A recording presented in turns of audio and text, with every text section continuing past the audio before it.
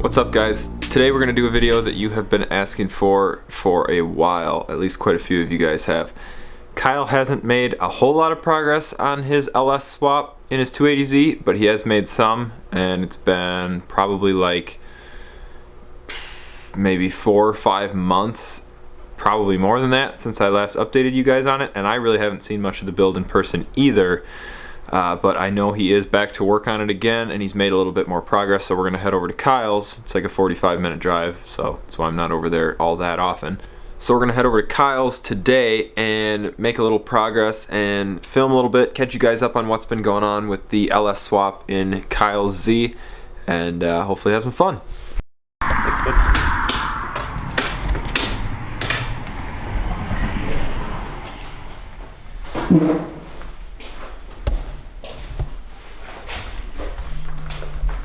Well, this door's closed. I've never seen it closed before. Oh. Oh, you got your bike in here?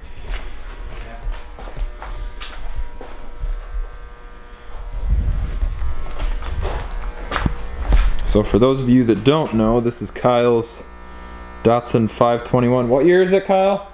72. To 72. 521. For those who've been with us for a while, this was the one that had the big camper on the back the first time we saw it. That's the coolest thing I've ever seen in my life. You can't even fit the whole thing in the frame. There's so much camper. A long time ago. And the truck does now run and drive. I don't think I've gotten a video of it actually cruising around yet, but now that it's winter time, it's parked for the time being. We'll see plenty more of this in the spring.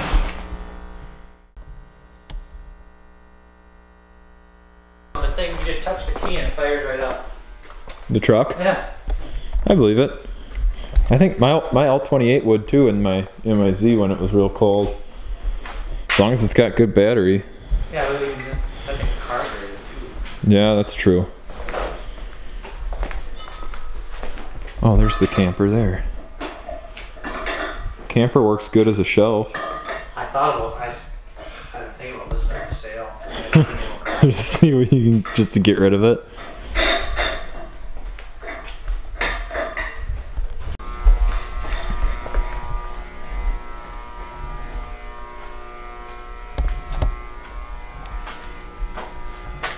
This is Alex's Volkswagen pickup truck. I don't know what year this thing is off the top of my head either.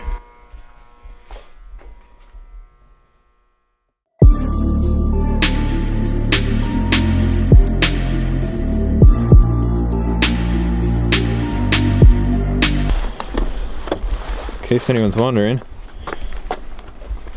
a big tank will fit in the back of an E46.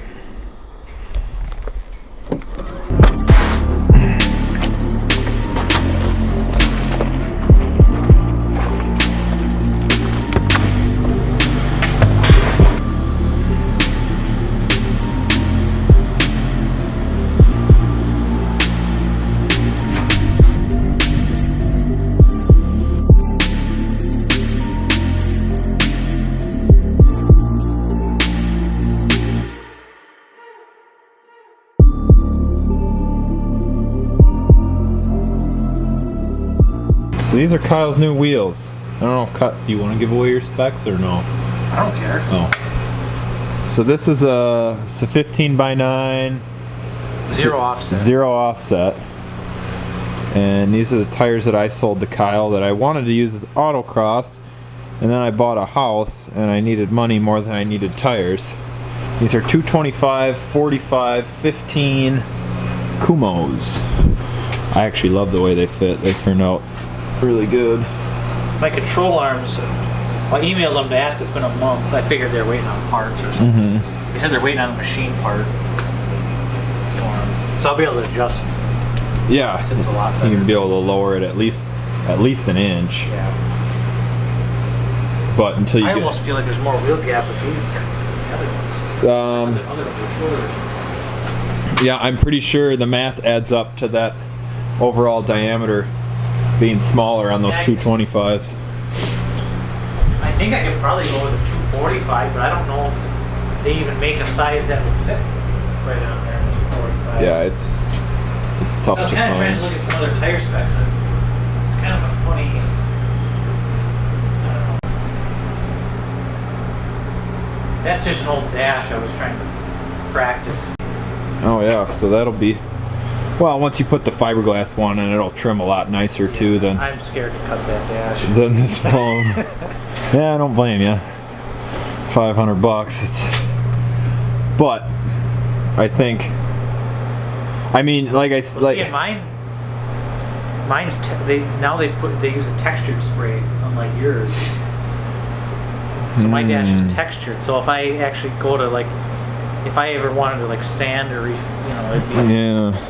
But at least, like, you'll know where to be close with it, and then you just get a Dremel out. I would think, or even hand, or do it by hand even, and just little by little. yeah. I really don't, there's not much I need to cut out. I just need to. Yeah. Yeah, the floors will look good though when they're done. So Kyle's got some Corbeau seats, and this car, like mine, is a 76, which means it had the catalytic converter hump on the driver's side, which Kyle did a way better job than me of eliminating that. In case anyone's curious on a pretty good way to go about that, he cut the tunnel up to here and just made his own complete floor. And that gets rid of that hump that would normally take up all that space. And then you just make your own custom seat bracket, and you can mount the seat lower and gain a ton of headroom and basically be able to lay out the seat any way you want.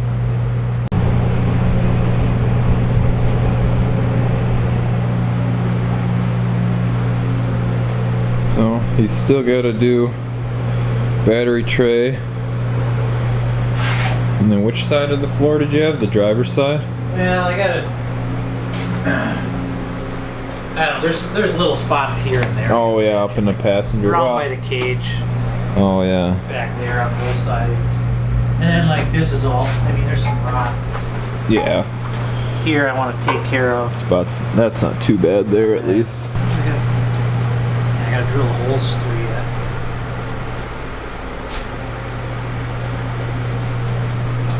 I had the other one. I don't know what I did with it.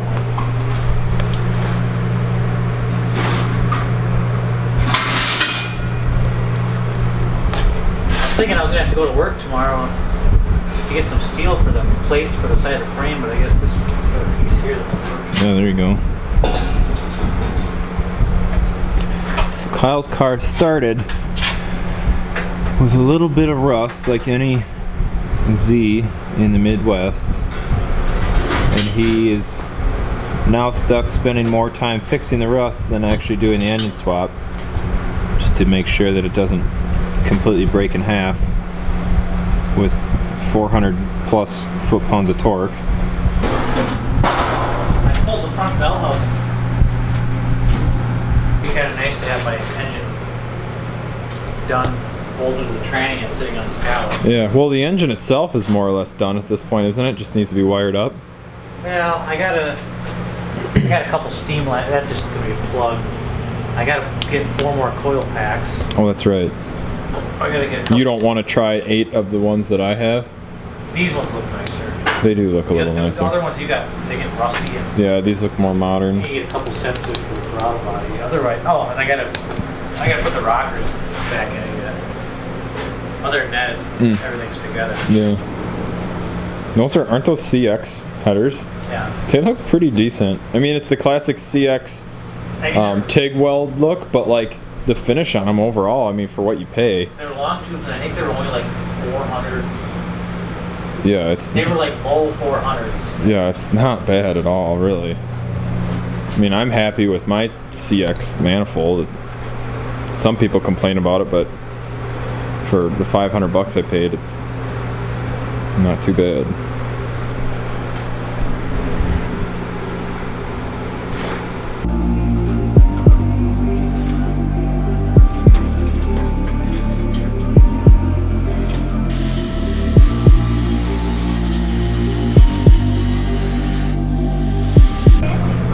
I'm probably gonna go through and grind all these nuts, all this shit off too. Wire wheel all this. Oh yeah. Yeah, that turns out good.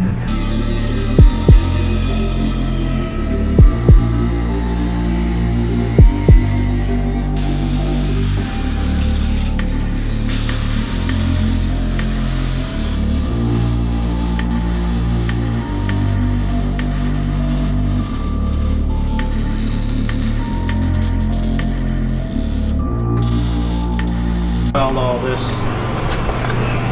Just along the seam there. Yeah, I gotta weld all this yet along here. Yeah. All along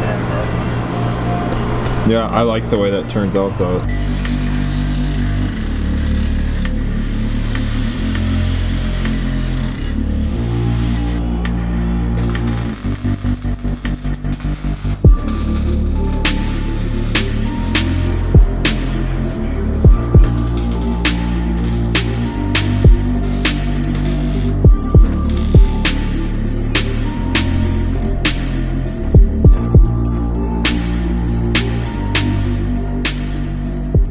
Alright everybody, as always, thank you so much for watching. That was a quick, or somewhat quick, recap of Kyle's LS swap. For those of you guys who are a little bit newer or don't remember, because it has been actually almost a year now that I look back since the last LS swap update. Kyle's engine is a 5.3, more or less kind of a junkyard engine that he ended up actually rebuilding, different cam in it. Intake, all kinds of stuff, throttle body, all the basic bolt-on power adder stuff. So hopefully Kyle will be able to get the engine in the car. He'll have the engine bay all painted, all that good stuff. So progress is happening on that, and at least that gives me something to film because there's not a whole lot going on with my car at the moment. So again guys, thank you so much for watching. Thanks for being patient with the videos. I know they're not as often as any of us would like them to be. So this is probably going to be my last video of 2018.